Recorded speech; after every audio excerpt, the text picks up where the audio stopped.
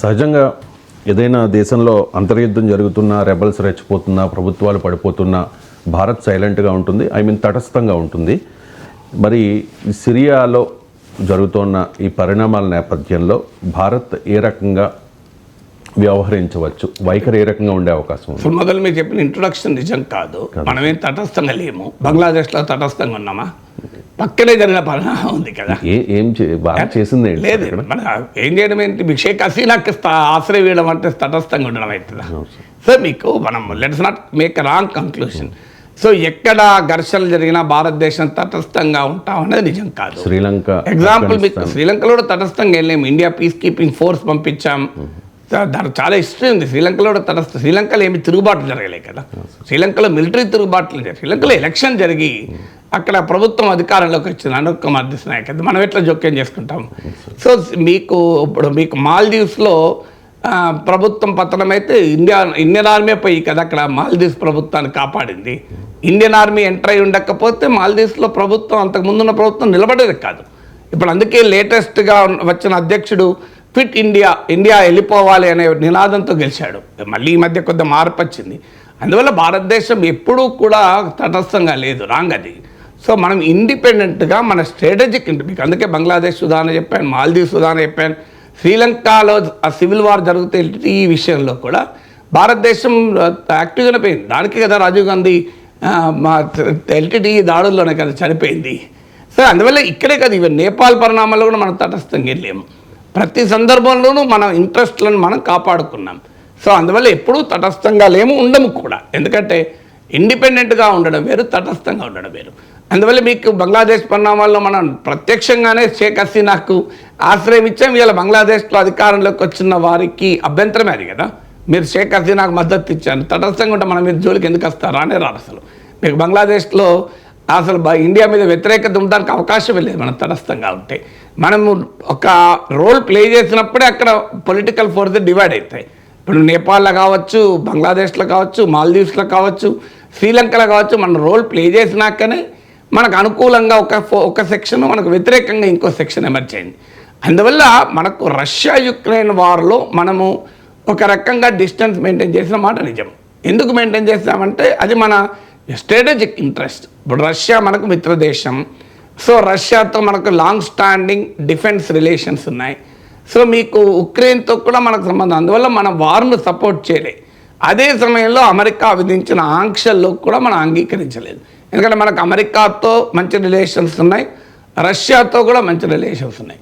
అందువల్ల రెండు super powers స్ట్రాటజిక్గా involve అయి ఉన్నప్పుడు ఒక స్టాండ్ తీసుకోవడం వేరు. ఆ రెండు సూపర్ పవర్స్తో మనకు సన్నిహిత సంబంధాలు ఉన్నప్పుడు స్టాండ్ తీసుకోవడం వేరు. జనరల్గా వచ్చే పరిణామాల్లో మన స్టాండ్ తీసుకోవడం వేరు. అందువల్ల మీకు రష్యా ఉక్రెయిన్లో మన స్టాండ్ తీసుకోలేదు నిజమే. ఆఫ్ఘనిస్తాన్లో మనమేం తాలిబాన్ ప్రభుత్వాన్ని సమర్థించలేదు. తాలిబాన్లను ఏనాడు కూడా భారతదేశం వెల్కమ్ చేయలేదు. మన ప్రమేయం లేకుండా తాలిబాన్లు ఆఫ్ఘనిస్తాన్లో అధికారంలోకి వచ్చాక అనివార్యంగా ఎవడు అధికారంలో ఉంటే వాడితో రిలేషన్ మెయింటైన్ చేయక తప్పదు కనుక మన ఇంట్రెస్ట్ల రీత్యా తాలిబాన్లతో కూడా చర్చలు మొదలుపెట్టాం. కానీ మొదట్లో మనం తాలిబాన్లతో సంబంధం లేదు. మనమేమి తాలిబాన్లకు ఆఫ్ఘనిస్తాన్లో పవర్ను ట్రాన్స్ఫర్ చేసే పనిలో భారతదేశం ఏం లేదు. అమెరికా ఉంది, ఖతార్ ఉంది, మనం లేము. అందువల్ల మనము ఇప్పుడు ఈవెన్ ఇండో పసిఫిక్ ప్రాంతం అంటారు, అంటే చైనాకు, చైనాకు, జపాన్కు, చైనాకు, ఫిలిప్పీన్స్కు, చైనాకు, వియత్నాంకు సరిహద్దు వివాదాలు ఉన్నాయి. సౌత్ చైనా సీలో మనకేం సంబంధం లేదు వాస్తవంగా. అయినా మనం ఏం తటస్థంగా లేమాడ. అమెరికా నాయకత్వం క్వాడ్లో ఉన్నాం. చైనాకు వ్యతిరేకంగా నిర్మించబడిన అమెరికా నాయకత్వంలోని క్వాడ్రిలేటరల్ అలియన్స్లో జపాన్, ఆస్ట్రేలియా, అమెరికాతో కలిసి ఇండియా ఉంది. అందువల్ల మనకు ఎక్కడికక్కడ అక్కడున్న, నేను ఎందుకు ఈ ఉదాహరణలు చెప్తున్నానంటే ఒక దేశం అనుసరించే విధానము లో రెండు రకాల డైమెన్షన్స్ ఉంటాయి. ఒకటి వాల్యూస్ ఉంటాయి, రెండు ఇంట్రెస్ట్లు ఉంటాయి. ముఖ్యంగా ఫారిన్ పాలసీలు రెండు ఉంటాయి. ఇది భారతదేశం అనే కాదు, అమెరికా అయినా అంతే, వెస్ట్ అయినా అంతే. కొన్ని వాల్యూస్ నిలబడతాం, కొన్ని మన ఇంట్రెస్ట్. ఈ రెండింటి మధ్య ఘర్షణ రానంత కాలం ప్రాబ్లం లేదు. ఘర్షణ అంటూ వస్తే we will stand for our interest. మన దేశం అనే కాదు, అమెరికా అయినంతే, చైనా అనంతే, రష్యా అనంతే. మరి చైనా కమ్యూనిస్ట్ పార్టీకి తాలిబాన్కి ఏం సంబంధం? వాడు ఆఫ్ఘనిస్తాన్తో ఎంత మంచి సంబంధాలు ఉన్నాయి. మరి అమెరికాకు సౌదీ అరేబియా రాచరికాన్ని అమెరికా సపోర్ట్ చేస్తుందా? పాకిస్తాన్లో ఉన్మాదాన్ని సపోర్ట్ చేస్తుందా? అంటే అమెరికా అయినా, చైనా అయినా, రష్యా అయినా, ఇండియా అయినా మన ఇంట్రెస్ట్లు మనం కాపాడుకుంటాం.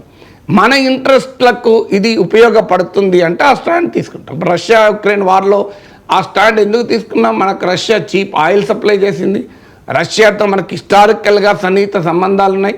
అందువల్ల ఇండియన్ ఇంట్రెస్ట్ రీత్యా మనం ఆ స్టాండ్ తీసుకున్నాం. ఇప్పుడు కూడా ఛాలెంజ్ ఏంటి అంటే బషర్ ప్రభుత్వంతో మనకు మంచి సంబంధాలు ఉన్నాయి. మనకు ఎందుకంటే బషర్ అల్ అసాద్ రష్యాకు అనుకూలం, ఇరాన్కు అనుకూలం. రష్యా, ఇరాన్లు ఇండియాకు చాలా మిత్ర దేశాలు. మనకు అమెరికా ఆంక్షల వల్ల మనము ఇరాన్తో కొంత దూరం చేసుకున్నాం తప్ప ఇరాన్ ఈవెన్ ఇండియా పాకిస్తాన్ ఘర్షణప్పుడు కూడా ఇరాన్ మనకు అనుకూలంగా ఉన్న దేశం. అందువల్ల మనకు సిరియాలో ఉన్న బషర్ ప్రభుత్వంతో భారతదేశానికి ఏ రకమైన పంచాయతీ లేదు. కానీ ఇప్పుడు అధికారంలోకి వస్తున్న ఎలిమెంట్ జిహాదీ ఎలిమెంట్స్. సో ఈ జిహాదీ ఎలిమెంట్స్ ఏ రకంగా వ్యవహరిస్తాయి అనే విషయంలో అమెరికా, యూరోపే అనుమానాస్పదంగా ఉంది.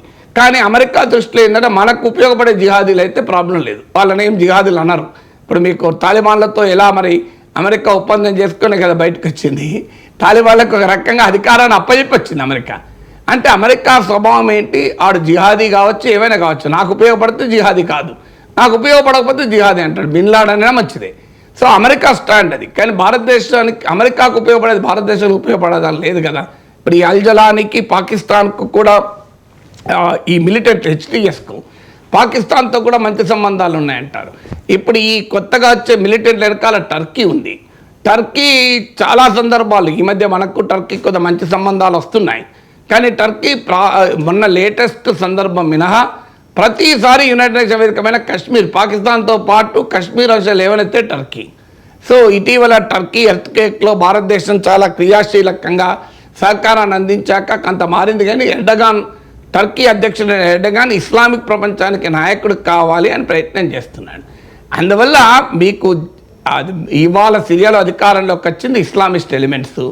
వాళ్ళు జిహాదీలు, ఇస్లామిస్టులు, జిహాదీలు వేరు, ఇస్లామిస్టులు వేరు అని అమెరికా లాంటి దేశాలు వాదన. జిహాదీలు కారు, ఇప్పుడు వాళ్ళు ఇస్లామిస్టులుగా మారిపోయారని. ఏ పేరైనా పెట్టండి. సో బషర్ అల్ అసద్ ప్రభుత్వం ఇండియాలో ఉన్న వివిధ అంశాలపైన ఏ స్టాండ్ తీసుకుంటారు అనేది దానిపైన మనకు బషర్ ప్రభుత్వంతో సంబంధాలు ఉన్నాయి. ఇప్పుడు కొత్తగా అధికారంలోకి వస్తున్న అల్జలాని ఏ రకమైన సంబంధాలు, ఏ స్టాండ్ తీసుకుంటాడు, మన జియో పాలిటిక్స్ పైన మనం స్టాండ్ తీసుకుంటాం. అందువల్ల స్టిల్ టూ ఇయర్లీ. అందుకే మనమే కాదు, ఈవెన్ అమెరికానే కాన్షియస్గా రియాక్ట్ అయింది. అమెరికానే కాన్షియస్గా రియాక్ట్ అయినప్పుడు ఇండియాకి ఏం తొందర?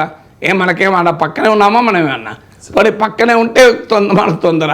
సో అందువల్ల మనకు అక్కడ ఇప్పుడు రష్యా ఏ పాత్ర, నిన్నటి దాకా బషర్ ప్రభుత్వానికి రష్యా చాలా బలంగా నిలిచింది. ఇప్పుడు రష్యా బలంగా నిలిచి ఉంటే బషర్ ప్రభుత్వం పతనమయ్యేదే కాదు. మరి రష్యా తన ఏ కారణాల రీత్యా పక్క జరుగుతోంది, ఇప్పుడు రష్యా ఏ వైఖరి తీసుకుంటుంది, చైనా ఏ వైఖరి తీసుకుంటుంది, పాకిస్తాన్తో ఎలా లింక్ ఉంటుంది, అమెరికా ఏ వైఖరి తీసుకుంటుంది, అసలు సిరియా ఎలా ఉంటుంది ఈ పరిణామాల తర్వాత, ఇవన్నీ తేలకుండా భారతదేశం ఎందుకు తొందరపడి ఒక స్టాండ్ తీసుకుంటుంది? ఈ పరిణామాలని వెల్కమ్ చేసే స్టాండ్ తీసుకోదు, పరిణామాల పట్ల ఆందోళన వ్యక్తం చేసే స్టాండ్ తీసుకోదు. నాకు తెలిసినంత వరకు వీల్ వెయిట్ అండ్ వాచ్. ఎందుకంటే డిప్లొమసీలో చాలా కాన్షియస్గా రియాక్ట్ అవుతారు కదా.